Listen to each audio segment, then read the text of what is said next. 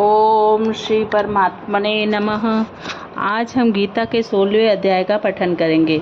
उसके उपरांत श्री कृष्ण भगवान फिर बोले, हे अर्जुन, देवी संपदा जिन पुरुषों को प्राप्त है तथा जिनको आसुरी संपदा प्राप्त है, उनके लक्षण पृथक पृथक कहता हूँ।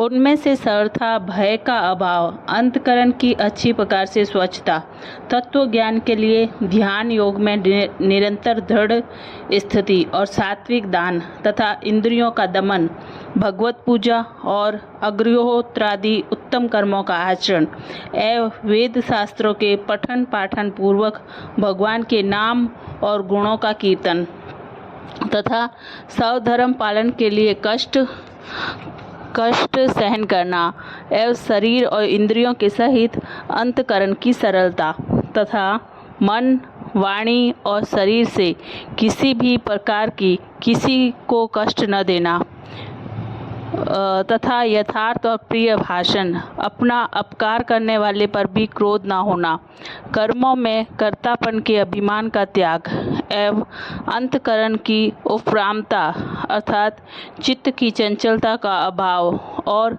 किसी की भी निंदा न करना तथा सब भूत प्राणियों में हेतु रहित दया, इंद्रियों का विषयों के साथ संयोग होने पर भी आसक्ति का न होना और कोमलता तथा लोक और शास्त्र से विरुद्ध आचरण में लज्जा और व्यर्थ चेष्टाओं का अभाव तथा तेज, क्षमा, धैर्य और बाहर भीतर की शुद्धि एवं किसी में भी शत्रु भाव का न होना और अपने पूज्यता के अभिमान का अभाव, यह सब तो है अर्जुन, देवी संपदा को प्राप्त हुए पुरुष के लक्षण हैं।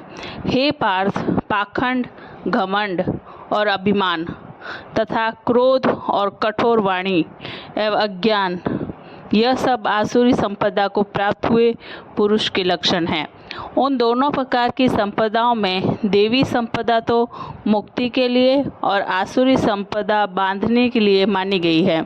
इसलिए हे अर्जुन, तू शोक मत कर, क्योंकि तू देवी संपदा को प्राप्त हुआ है। हे अर्जुन, इस लोक में भूतों के स्वभाव दो प्रकार के माने गए हैं, एक तो देवों के जैसा और दूसरा असुरों के जैसा।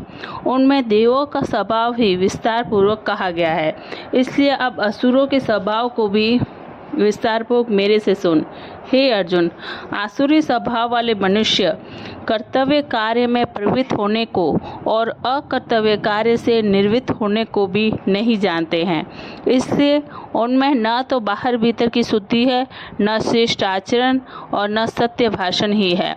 वे आसुरी प्रकृति वाले मनुष्य कहते हैं कि जगत आश्रय रहित और सर्वथा झूठा, बिना ईश्वर के अपने आप स्त्री पुरुष के संयोग से उत्पन्न हुआ है, इसलिए केवल भोगों को भोगने के लिए ही है, इसके सिवा और क्या है।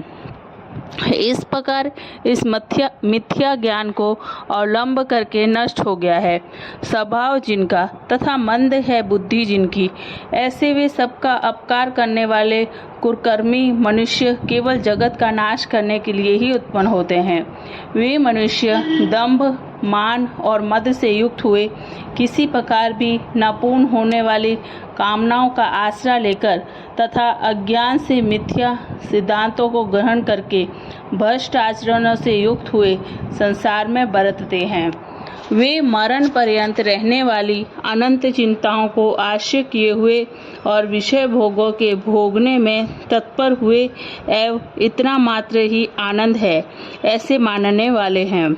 इसलिए आशा रूप सैकड़ों फांसियों से बंधे हुए और काम क्रोध के परायण हुए विषय भोगों की पूर्ति के लिए अन्यायपूर्वक धनादिक बहुत से पदार्थों को संग्रह करने की चेष्टा करते हैं। उन पुरुषों के विचार इस प्रकार होते हैं कि मैंने आज यह तो पाया है और इस मनोरथ को प्राप्त होऊंगा तथा मेरे पास यह इतना धन है और फिर भी वह होवेगा। वह शत्रु मेरे द्वारा मारा गया है और दूसरे शत्रु को भी मैं मारूंगा तथा मैं ईश्वर और ऐश्वर्य को भोगने वाला हूँ और मैं सब सिद्धियों से युक्त, बलवान और सुखी हूँ। मैं बड़ा धनवान और बड़े कुटुंब वाला हूँ। मेरे समान दूसरा कौन है। मैं यज्ञ करूँगा, दान दूंगा, हर्ष को प्राप्त होऊंगा। इस प्रकार के अज्ञान से मोहित है। इससे वे अनेक प्रकार से भ्रमित हुए चित्त वाले अज्ञानी जन मोह रूप जाल में फंसे हुए विषय भोगों में अत्यंत आसक्त हुए महान अपवित्र नरक में गिरते हैं। वे अपने आप को ही श्रेष्ठ मानने वाले घमंडी पुरुष धन और मान के मद से युक्त हुए शास्त्र विधि से रहित केवल नाम मात्र के यज्ञों द्वारा पाखंड से यजन करते हैं। वे अहंकार, बल, घमंड, कामना और क्रोधादि के परायण हुए दूसरों की निंदा करने वाले पुरुष अपने और दूसरों के शरीर में स्थित मुझ अंतर्यामी से द्वेष करने वाले हैं। ऐसे उन द्वेष करने वाले पापाचारी और कुकर्मी नराधमों को मैं संसार में बारंबार आसुरी योनियों में ही गिराता हूँ, अर्थात शुकर, कुकर आदि नीच योनियों में ही उत्पन्न करता हूँ। इसलिए हे अर्जुन, वे मूढ़ पुरुष जन्म जन्म में आसुरी योनि को प्राप्त हुए मेरे को न प्राप्त होकर उससे भी अति नीच गति को ही प्राप्त होते हैं, अर्थात घोर नरक में पड़ते हैं।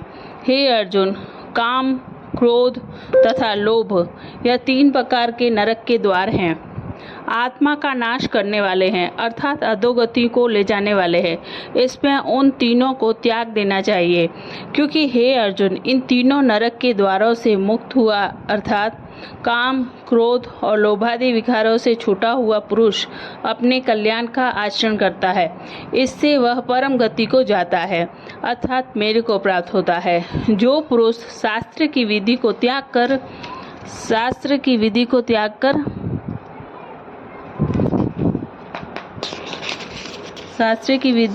कर अपनी इच्छा से बरतता है, वह न तो सिद्धि को प्राप्त होता है और न ही परम गति को तथा न सुख को ही प्राप्त होता है।